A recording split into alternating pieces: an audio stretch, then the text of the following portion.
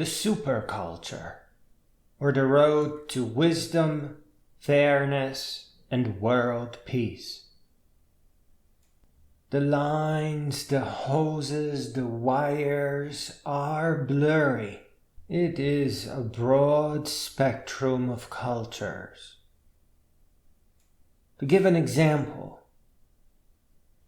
religion is a designed or strongly guided culture, where criminal minds arise out of random noise, out of poverty and lack of education, not reading books. This is a emergent culture. Religions are crafted to provide structure where criminality is a work of noise that doesn't really provide anything, and we have legal systems that put a person at a great disadvantage.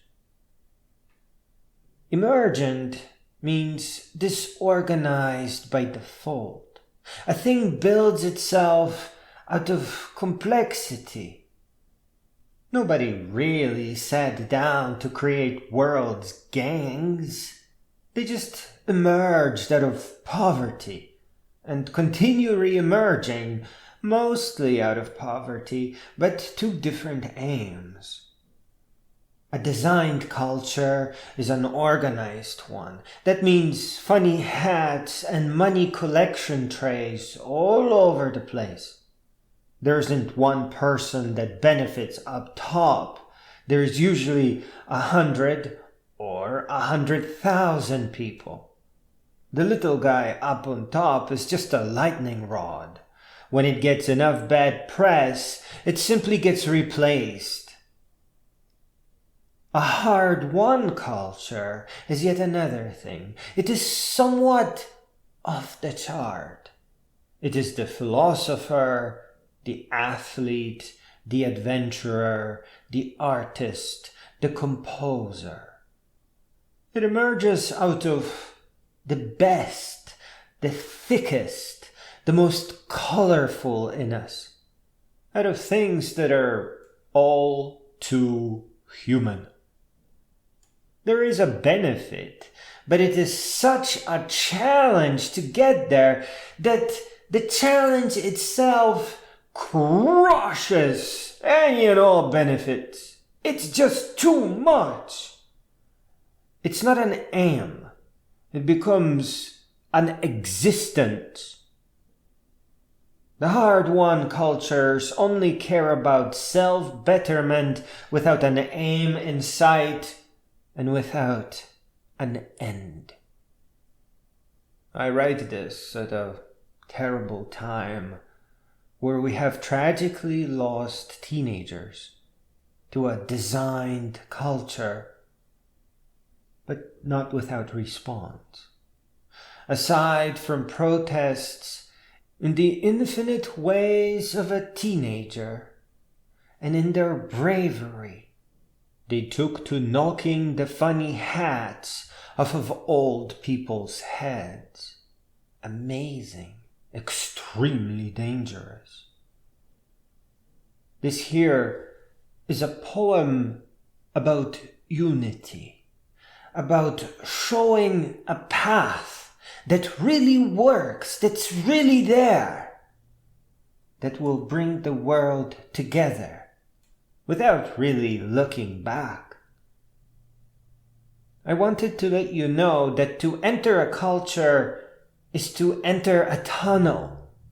There is a way out, but it first requires an inner desire to exit that culture. That's what knocking people's hats off represents. A need, a desire to exit. And the second, it requires moving far, far, far and away from all the other practitioners and starting a new life without ever looking back. A perfect disconnect A very strange thing that will at first require practice and a lot of thought. But those who want to exit, they do gain that ability to separate their older selves out from their younger selves, because they will know in their golden age that in their youth they were controlled by an either designed or emergent culture. It wasn't them. This is also one of our great tragedies, that we don't recognize this complexity when we sentence people to pay for their crimes. Sometimes people should not go to prison, but should be let off to a new life, and they will never, ever look back. I was once asked into a jury duty program where the defendant who chose to defend himself stole a car.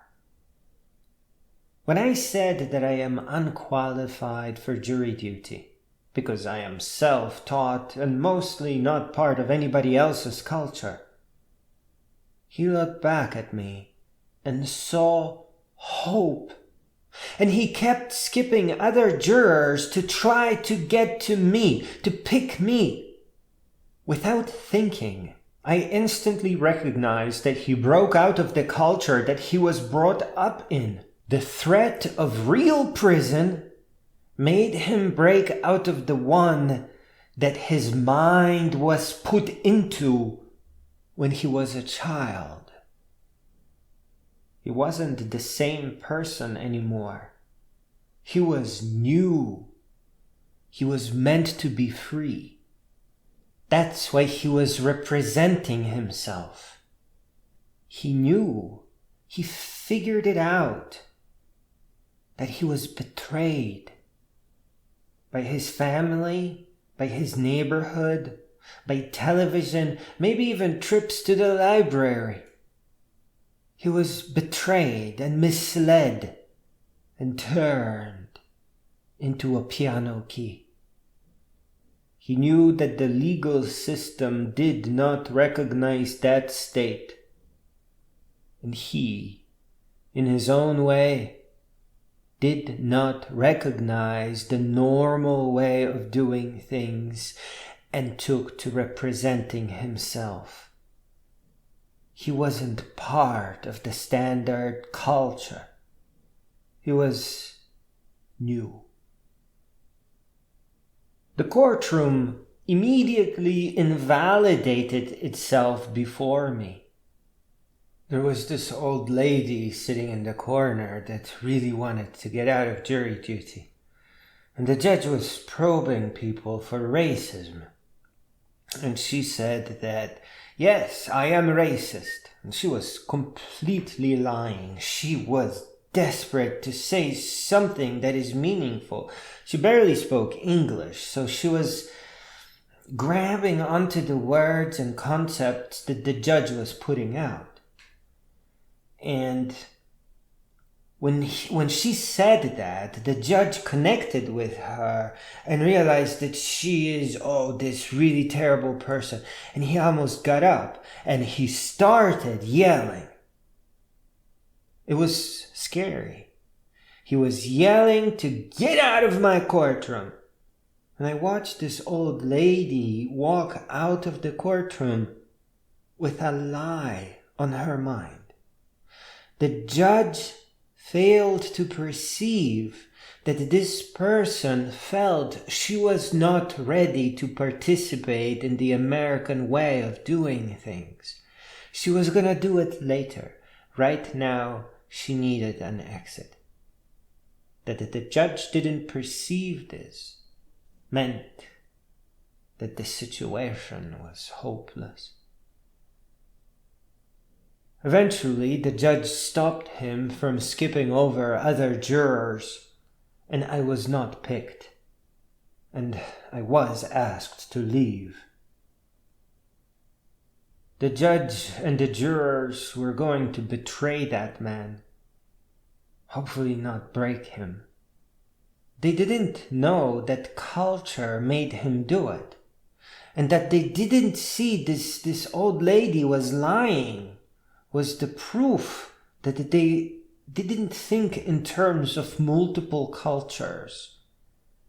They were just doing their job, doing what they were asked to do, and only in that preset culture of a suburban person that had a proper education, that had family and parents, and never knew drugs, addiction, fear, tragedy, loneliness, homelessness, desperation, and that kind of hunger that will make you eat out of a trash can. Whatever the situation was, whatever the details, whether drugs or alcohol were involved, it doesn't really matter, because it was part of some broken culture. A culture that was playing him like a piano key. A culture that he was no longer part of. It betrayed him. It was toxic to him. It took his youth. He had nothing to do with anything he's ever done in there. He was a new man. He's out now, I'm sure of it. He's fine. He's likely aiming to become as close to a public defender as his record allows. He may very well be helping others defend themselves in courtrooms, helping them get an education or self-educate. That was a brilliant man that I saw in that courtroom.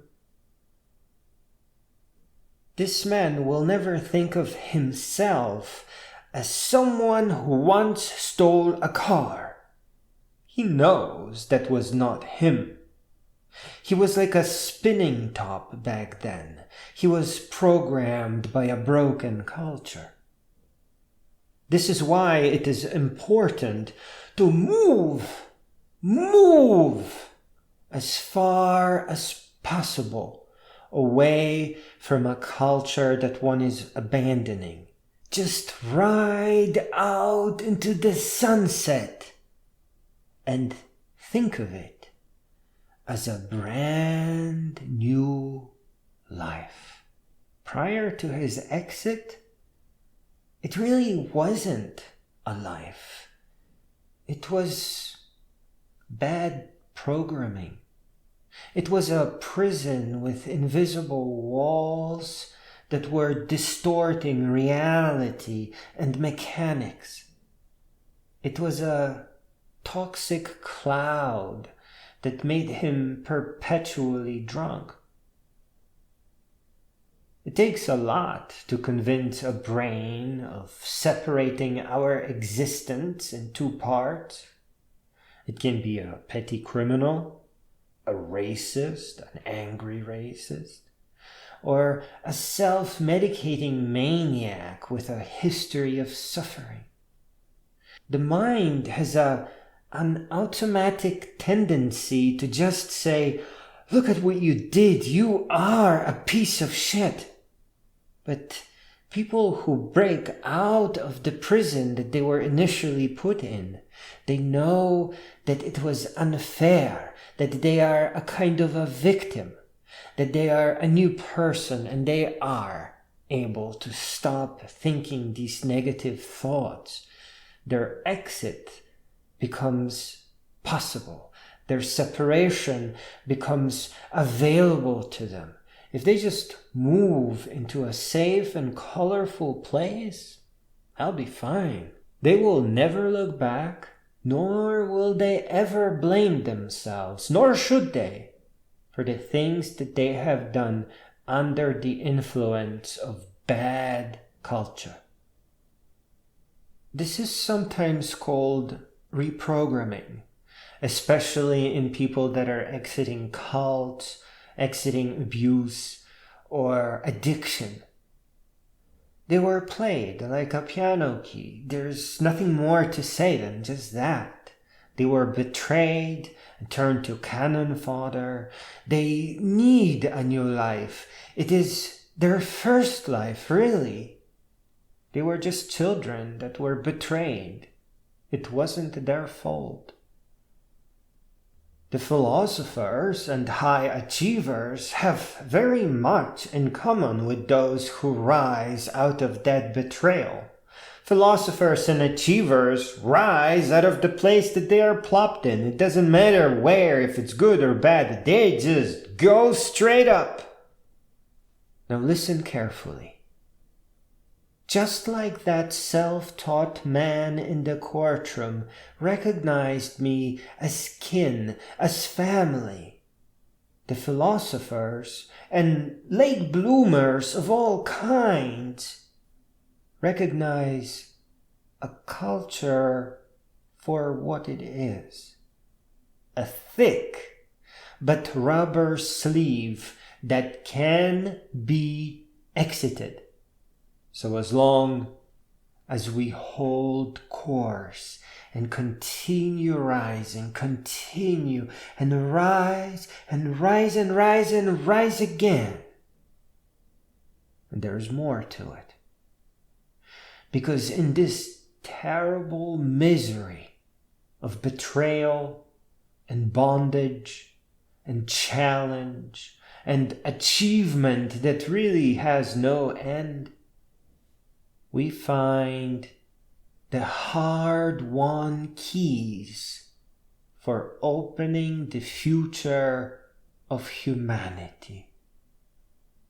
Once we start leaving bad ideas behind, our cultures begin coalescing into a brand new emergent superculture. One in which we all eventually converge on wisdom and world peace. Afterward, if you feel like a prisoner in your culture, take to narrated books. You can find them free at your local library or internet website. Get a tiny audio listening device, put it in your ear, and let it go. Find all the books that are held in high esteem by all the world's intellectuals. Slowly, by listening to all these new concepts, you will begin inheriting the culture of the authors and intellectuals. Your culture will enlarge. Your world will enlarge. And you will exit and find a safe place somewhere far and away from your past. And you will be brilliant and unique and powerful. And you will be seen.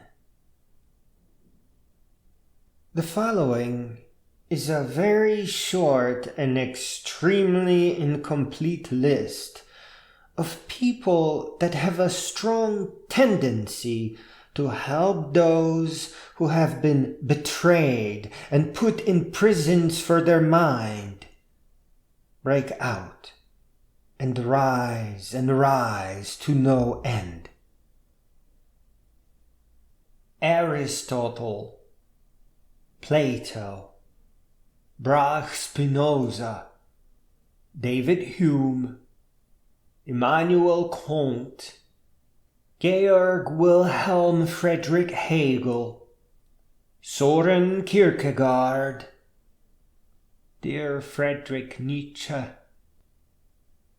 John Dewey, Greta Thunberg, Michelle Alexander, dear Sir Ken Robinson, Astra Taylor, Avital Ronell, Martha Nussbaum, Jill Tartar, Brené Brown, Richard Dawkins, Ayan Hirshia Lee, Ayn Rand, Lord Martin Rees, Daniel Dennett, Sam Harris, and dear Christopher Hitchens,